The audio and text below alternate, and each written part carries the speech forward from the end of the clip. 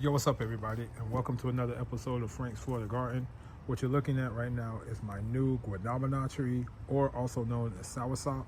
Now, let's get into this video. So, I've been in search of a soursop tree for I won't say a long time, but for a while. About 5 to 7 years ago, you can find these things at Home Depot, Lowe's, wherever. For whatever reason, this year they haven't been out as much. I actually got this from somebody on Facebook Marketplace, and I always like to buy from people off of Facebook Marketplace, fellow gardeners, support them, and things like that. So it was really good that I found this this lady that had like a huge selection of, exotic trees and things of that nature. I was able to get my soursop tree. Anyways, so about 5 to 7 years ago, I actually had a soursop tree that was about as tall as me, and about 3 to 4 feet going across, probably more so like 3 feet, to be honest with you. Soursops are not supposed to grow here in North Florida where I am, but with a little TLC, taking care of it during the cold winters that we get here, you can keep it alive, bringing it inside, wrapping it up with a blanket, whatever, So I had a large tree. At the time, I was living in an apartment, and my tree was at my parents' house. Well, I had an uncle from Alabama that came to, I think they were going down to Orlando, but since they were coming to Florida, they stopped in Jacksonville. That's where I am, in North Florida. They stopped here to, just make a quick visit. Well, he saw my tree. Apparently, I wasn't there. He saw my tree, and he actually thought it was a mango tree. And I don't know why, because mangoes can't grow in Alabama either.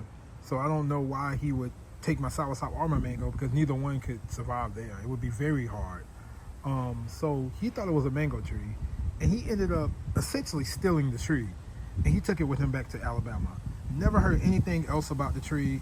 When I came over there one day, I'm like, where's my tree? My dad's like, oh yeah, your uncle took it. And I'm like, what? And so again, I never heard anything else about the tree. The tree probably became fertilizer. That's all that it could have done in Alabama. So I'm trying this again. Once again, this is the Guanabana, aka the soursop. Some people say this is a very medicinal plant. They say you can take the leaves and make like a tea that's really good for you.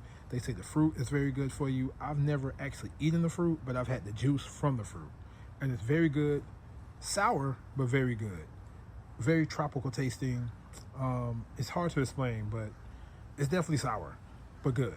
So I'm giving it another shot once again with a little TLC. Just coming out here and we're in North Florida. We get, well, what I consider a cold winter, somebody in Michigan would consider the summer.